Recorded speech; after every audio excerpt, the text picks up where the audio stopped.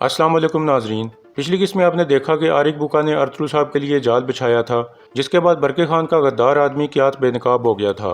आरिक बुका दोबारा भाग गया था। दूसरी जानब उमर कबीले में तुरगत ने आरिक बुका के आदमी तैमो के और उमर कबीले के गद्दार आदमियों को मार दिया था। इस केस के आगाज़ में बरके खान के खेमे का मंजर सामने आता है। गद्दार क्यात घोड़े पर वापस पहुँच जाता है। घोड़े से उतरकर वो मुआवज़ों को कहता है, मैंने खेमे से कुछ अहम कागजात उठाने हैं। मुआफ़िज़ कहता है, बरके खान की गैर मौजूदगी में खेमे के अंदर जाना मना है। क्यात कहता है, बरके खान ने खुद मुझे हुक्म दिया है ये कागजात लाने के लिए, उनकी इजाज़त के बगैर मैं यहाँ ना आता, पीछे हट जाओ। यह सुनकर मुहाफिज पीछे हट जाता है और क्यात अंदर की तरफ चल पड़ता है। अंदर जाकर वो अहम कागजात ढूंढने लगता है।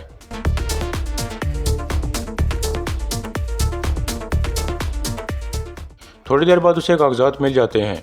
फिर वो आहिस्ता से कहता है, एक दफ़ा ये कागजात उलागू खान तक पहुँच जाएं, फिर बरके खान, अर्तुगरुल और पूरे आलम इस्लाम का खात्मा हो जाएगा। इसके बाद वो कागजात उठाकर बाहर निकल जाता है। दूसरी तरफ अर्तुगरुल साहब और उनके साथी आरिक बुका की तलाश में थे और आहिस्ता आहिस्ता आगे बढ़ रहे थे। फिर बामसी कहता है, मेरे सरदार, हम निशानों के पीछे यहाँ आए हैं, लेकिन ये अचानक गायब हो गए हैं। अर्तुगरुल साहब कहते हैं, वो निशान छुपाने में माहिर है। इतने में बरके खान का आदमी कहता है, हम इस जगह को बहुत अच्छी तरह से जानते हैं अर्तुगरुल साहब, दोबारा निशान ढूंढने में काफ़ी वक्त लग सकता है। यह सुनकर अर्तुगरुल साहब कहते हैं, तो आप लोग तलाश जारी रखें, मैं और मेरे सिपाही वापस बरके खान की तरफ जा रहे हैं।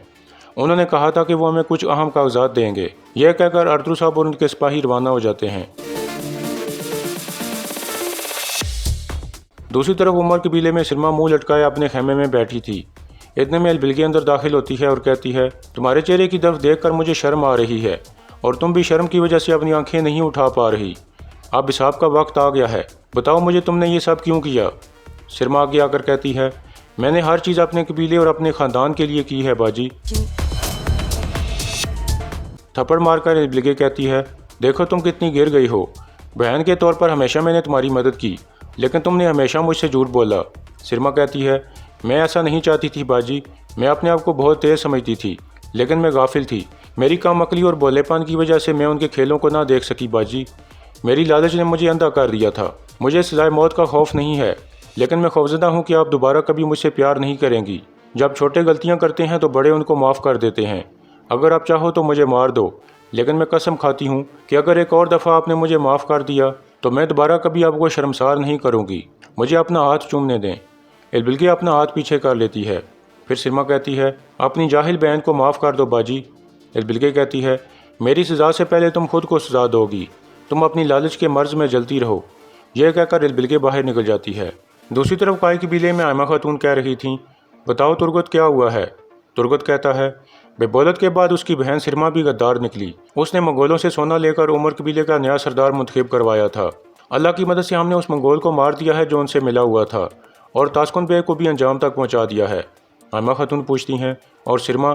तुरगत कहता है, अलबिलगे खातून ने उसे खेमे में बंद कर दिया है, उसका फैसला वो बाद में करेंगी। दूसरी तरफ सिरमा अपने आंसू साफ करके मुस्कुराने लगती है, क्योंकि वो अलबिलगे के साथ ड्रामा कर रही थी। फिर वो आहिस्ता से कहती है, एक मीठी जुबान सांप को उसकी खो से बाहर ले आती है। मेरी रहम की अपील के बाद तुम मुझे माफ़ करना चाहती थी अलबिलगे खातून, लेकिन मैं तुम्हें कभी माफ़ नहीं करूँगी। तुमने मुझसे सब कुछ छीन लिया, तुम्हारी वजह से मेरा भाई मारा गया, तुमने मेरे बाबा के कातलों के साथ इत्तेहाद किया। इसके बाद सिरमा उठकर अपने संदूक से जहर की एक शीशी निकाल लेती है और कहती है, तुमने मेरी ज़िंदगी में जहर भर दिया और अब मैं जहर से तुम्हारी ज़िंदगी छीन लूँगी, तुम मारी जाओगी। यह कहकर वो खड़ी हो जाती है और बाहर की तरफ चल पड़ती है। दूसरी तरफ मैंगो कह रही थी, सिरमा खातून ने शर्मिंदा होकर आपसे माफ़ी मांगी है, आपको उसे माफ़ करके बड़ेपन का मुजाहरा करना चाहिए। अलबिलगे कहती है, तुम सही कह रही हो मैंगो, माफ़ करना भी एक फजीलत है। वो शर्मिंदा है और उसने मुझसे माफ़ी मांगी, मैं उसे माफ़ कर सकती थी, लेकिन पहले मैं जिरगे के आदमियों से मशवरा करना चाहती हूँ। इतने में सिपाही अंदर आकर कहता है, सिरमा खातून आपसे मिलना चाहती हैं, वो आपसे कोई अहम बात करना चाहती हैं। अलबिलगे कहती है, उसे अंदर आने दो। इसके बाद सिरमा और दो मुहाफिज अंदर आ जाते हैं। सिरमा कहती है, बाजी मैं आपको पहले नहीं बता सकी, लेकिन मैं आपको कुछ अहम बात बताना चाहती हूँ, लेकिन मैं अकेले में बात करना चाहती हूँ। यह सुनकर अलबिलगे साहब को बाहर जाने का इशारा करती है। साहब के जाने के बाद सिरमा कहती है, आप समझ रही हो कि इस साहब के पीछे तैमो के था, लेकिन असल में इसके पीछे आरिक बुका था। उनका असल हदफ उमर कबीला नहीं है, बल्कि सरदार आला अर्तुगरुल साहब और आप हैं। दूसरी तरफ बरके खान अपने खेमे में दाखिल होते हुए कहता है, फ़ौरन क्यात को यहाँ लाओ। यह सुनकर सिपाही बाहर निकल जाता है। फिर बरके खान अपने आप से बातें करते हुए कहता है, तो वो जहर तुम थे जो हमें अंदर से खा रहा था। इतने में सिपाही वापस आकर कहता है, क्या चला गया है मेरे खान? बरके खान कहता है, क्या मतलब है तुम्हारा? क्या वो हवा में गायब हो गया है? सिपाही कहता है, आखिरी बार उसे आपके खेमे में दाखिल होते हुए देखा गया था, तब से उसे किसी ने नहीं देखा। बरके खान खड़ा होकर कहता है, क्या वो मेरे खेमे में आया था? दूसरा सिपाही कहता है, वो कह रहा था कि आपके हुक्म पर यहाँ आया है, इसलिए हम उसे कुछ न कह सके। बरके खान कहता है, मैंने उसे हुक्म नहीं दिया था। यह कहकर वो अपने संदूक की तरफ बढ़ता है।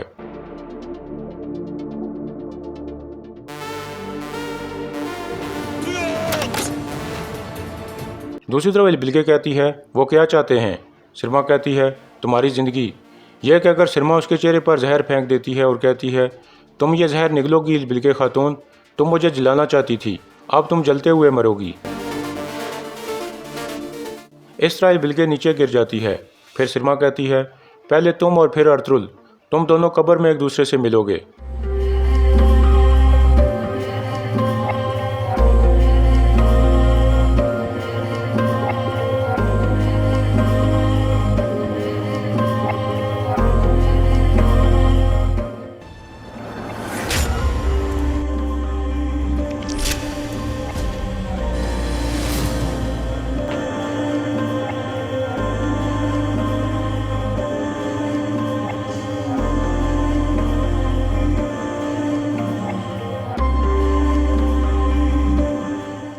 इस तरह बिल्के सिरमा को खंजर मारने के बाद गिरकर बेहोश हो जाती है।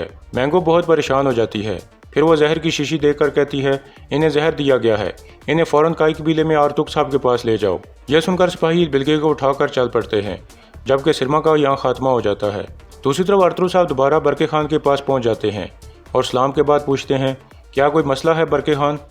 बरके खान कहता है, हाँ अर्तुल साहब, सबसे बड़ा मसला, वो गद्दार खुफिया कागजात निकाल कर ले गया है जो मैं आपको देने वाला था। अर्तुल साहब पूछते हैं, उन कागजात में क्या था बरके खान? बरके खान कहता है, उसमें मेरी फ़ौज और मेरे ख़जाने की मालूमात थी और मेरे जासूसों के नाम थे। इसके अलावा लागू खान के ख़िलाफ़ हमारी जंग की मनसूबाबंदी की तफसीलात भी उनमें लिखी हुई थी। अगर वो कागजात लागू खान के हाथ लग गए तो हमारी सालों की मेहनत ज़ाया हो जाएगी। अर्तुल साहब कहते हैं, तो फिर हमें लाजमी उसे पकड़ना होगा, इससे पहले कि वो इस इलाके से भागने में कामयाब हो जाए। हम इस जंग को शुरू होने से पहले ही ख़त्म नहीं होने देंगे। फिर बरके खान अपने कमांडर को कहता है, फ़ौरन सिपाही इकट्ठे करो और उन्हें चारों तरफ रवाना कर दो, वो हर जगह की तलाशी लें। इसके बाद बरके खान और अर्तुल साहब भी बाहर निकल जाते हैं। दूसरी तरफ आरिक बुका एक गार में बैठा हुआ था। इतने में क्यात वहाँ पहुँचता है और कहता है, तुम्हें ज़िंदा देखकर मुझे बहुत खुशी हुई आरिक बुका। बरके खान और अर्तुल को मेरी असलियत का पता चल गया है। आरिक बुका कहता है, यकीनन उन्हें पता चल गया है, और वो भी तुम्हारी बेवकूफ़ी की वजह से। यह कहकर आरिक बुका उसकी गर्दन पर खंजर रख देता है और कहता है, तुम कई सालों तक बरके खान के साथ रहे और अब जब हमें तुम्हारी सबसे ज़्यादा ज़रूरत थी तो तुम बेनकाब हो गए। तुम्हारी वजह से हमारे सारे मंसूबे तबाह हो गए। अब हमें तुम जैसे आदमी की कोई ज़रूरत नहीं है।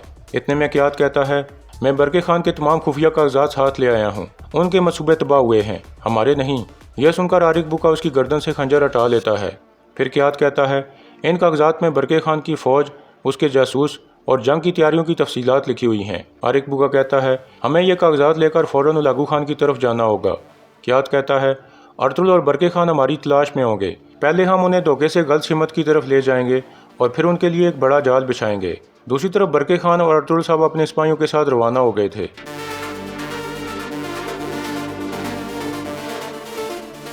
दूसरी जानिब काई कबीले का ढोल बजता है। इस बिल्गे को घोड़ा गाड़ी पर काई कबीले में लाया जा रहा था ताकि उसका इलाज हो सके।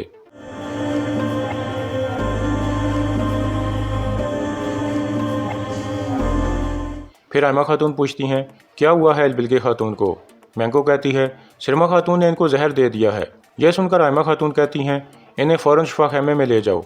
फिर सिपाही बिल्गे को उठाकर शिफा खेमे की तरफ बढ़ जाते हैं।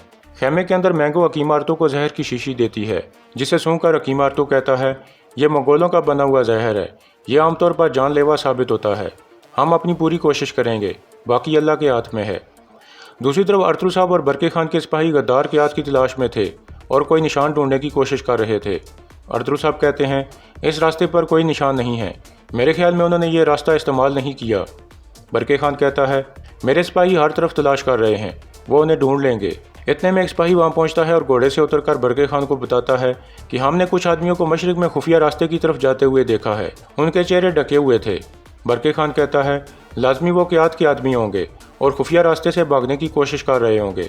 अरतुगरुल साहब कहते हैं, हो सकता है वो हमें धोखा देने के लिए नजर आए हों और असल में वो मुखालिफ सिमत की तरफ जा रहे हों। बरके खान कहता है, हम दोनों तरफ जाएंगे अरतुगरुल साहब, आप मगरिब की तरफ चले जाएं और हम मशरिक की तरफ चले जाते हैं। इसके बाद वो दो मुख्तलिफ सिमतों की तरफ रवाना हो जाते हैं। दूसरी तरफ काय की बिल्ली में बिलगे का इलाज जारी था। हकीम अरतुग कहता है, जहर इनके जिस्म में फैल गया है, हमें लाजमी इनको उल्टी करानी होगी। फिर वो एलियन खातून को हदायत देते हैं कि उल्टी के लिए दवा तैयार करो। थोड़ी देर बाद एलियन खातून दवा तैयार करके ले आती है और इस बिलगे को पिलाने लगती है। दूसरी तरफ अरतुगरुल साहब और उनके सिपाही मगरिब की तरफ चले गए थे। वहाँ कुछ आदमी छुपे बैठे थे। इतने में अब्दुर्रहमान आकर कहता है, उनके साथ आरिक बुका नहीं है सरदार, और ना ही कोई तीरंदाज है। अरतुगरुल साहब कहते हैं, अगर वो इस रास्ते से नहीं भाग रहे तो हमें पता लगाना होगा कि वो किस तरफ से समुद्र पार करेंगे। फिर अरतुगरुल साहब कहते हैं, बामसी तुम जानते हो कि क्या करना है, मैं उनके सामने जा रहा हूँ। यह कहकर अरतुगरुल साहब खड़े हो जाते हैं और बाकी सिपाही तीर कमान लेकर तैयार हो जाते हैं।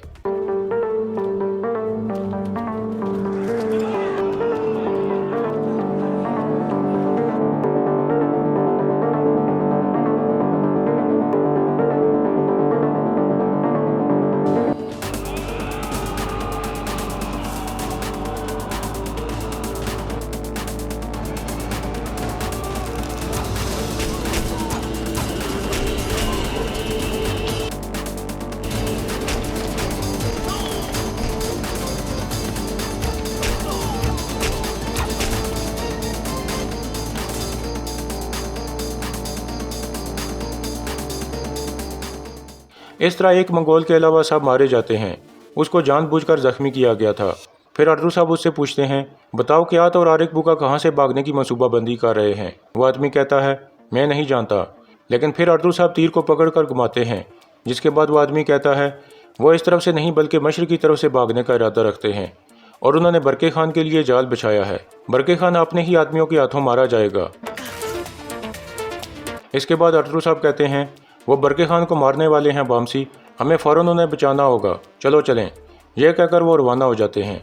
दूसरी तरफ बरके खान अपने सिपाहियों के साथ जा रहा था। एक जगह वो अपने दो सिपाहियों को देखकर रुक जाता है और घोड़े से उतरकर आगे आ जाता है। फिर वो एक सिपाही से पूछता है, क्या तुम्हें क़ियादत का यहाँ कोई निशान मिला? सिपाही कहता है, हाँ मेरे खान। बरके खान पूछता है, कहाँ? इतने में क़ियादत सामने आते हुए कहता है, बिल्कुल तुम्हारे सामने बरके खान। फिर क़ियादत कहता है, तुमने जितने सिपाही मेरे पीछे भेजे थे वो सब मारे गए हैं बरके खान, अब तुम्हारी बारी है।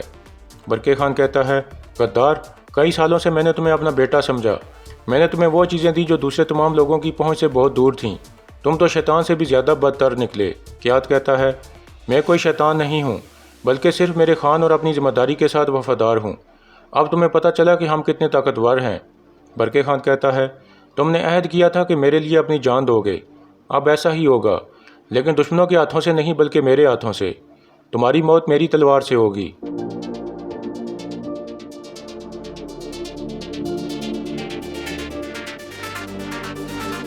इतने पुरयकीन मत हो बरके खान।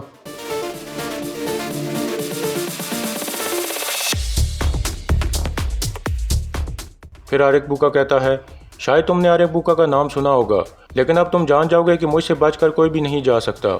बरके खान कहता है, जालिम कुत्तों, जब तक हमारे पास तलवारें हैं और हमारे कंधों पर हमारे सर कायम हैं, हमें कोई खौफ नहीं है, बल्कि सिर्फ जुर्रत है, गुलामी नहीं, सिर्फ शहादत।